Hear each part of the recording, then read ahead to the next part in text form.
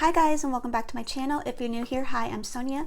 So today I'm going to do a quick little video for you guys that talks about the 5 planner things that I did in 2021 that did not help my ADHD. So I don't know if this is a type of video that's out already, like with somebody else, but I wanted to do this because I did think about the things I did in 2021 that definitely did not help my ADHD. So if you have ADHD, you'll probably know what I am talking about. So the first thing is switching planners without having a main planner. So throughout 2021, as you guys have been following me, I have tried and switched in and out with so many planners. And though that is not a bad thing, it started to become an issue because my information is in all different planners right here, and it became a problem because I would need to find something important that I would get, from my therapist or from my husband or from a friend. And because I kept switching planners, I did not know which planner that information was in. So it started becoming stressful. I'd have to constantly re-ask what that information is so that I could write it down in my new planner. So the thing I'm going to do to combat that is to have one main planner for the year. I can switch all I want. I'm not saying that it's bad to switch, but I need to have something like a main planner so that way I can write any important notes and stuff in here. So if I'm switching through planners, I know that my important notes are in here at the end of the day. So that is what I'm going to be using my Hobonichi weeks for, and that is something that I'm going to keep in mind throughout the years, that I need at least one place where all the information I need is going to be, and I can just switch till my heart's content. So there is that one. The second thing that did not help my ADHD was over structuring my to-do list and schedule. So for me personally, I feel like I need a little bit of structure, but what I do not need is to overly structure my day. I need to have some flow into my day. This might not resonate with everybody with ADHD or just anybody in general, but let me give you an example. So here is my Hobonichi weeks, and I did try this year, where I had all of my morning tasks up here, and then I would have my events going on, my evening tasks right here, and then I would just try to place the things I wanted to do, within those parts of the day, as if it was like, okay, in the morning I need to be doing these things, in the evening I need to be doing these things, like having it to where it's almost down to a T of when I need to get things done. As you can see, this does not work for me.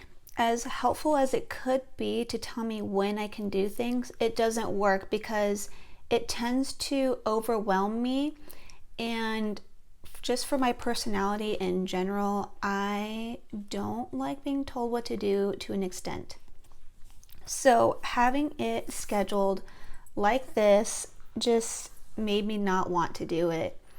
I kind of like to go with the flow with a little bit of structure. So I found that doing it this way, was a little bit better. I had my appointments, I had the things I needed to do, but the things I needed to do could be done any part of this day. This just gave me a guide of all the appointments I had, so I know where I had the gaps. But this gave me some more flow, and it's been working perfectly. So that is something that I learned that was not helping my ADHD. The third thing is not sticking to my planner routine. So I noticed that when I don't stick to my planner routine, it's so easy for me to have important tasks fall through the cracks. It became very frustrating and stressful because there'd be things like paying for your car tags, and because I didn't do my routine, which is, making sure I'm looking past in the back of past weeks, and then noticing that, hey, you need to migrate this, I would miss out on important tasks like that. So I need to make sure that I make time to do my planner routine and not pull it off to the last minute, and just get it done. Have it written down and just get it done. So the fourth thing that I found out was not helpful to my ADHD was not writing everything down. Now, I don't take my planner everywhere around me around the house, but I do take my phone. And the thing I tend to do a lot is have an idea, especially an important one, or be told something that's important, and just tell myself, I will remember this, I will write it down later. I need to never do that again because I realize after like a minute, I forgot what it was. So I do carry my phone around with me. What I have been doing lately is putting down anything that is important, anything that comes to mind, into my notepad in my phone, and that way it's there. And it also actually helps for me to remember a little bit better, even if I'm typing it on my phone. So that is something that I hope to not be doing for next year, and hopefully I've learned my lesson. The fifth thing and final thing is buying all the things. Now, I love buying planner things. I'm sure a lot of you love buying planner things. But when your brain is constantly going and has a million things in your head and you're looking at your space, like it's better for me with ADHD. Again, everybody's different. To have a cleaner space and to have a less cluttered space, because my brain is cluttered all the time. So having all these planner things just stresses me out. I feel overwhelmed. I no longer enjoy the stuff that I have. It just becomes like oh my gosh, I need to use all these things, and yet I keep bringing things back in.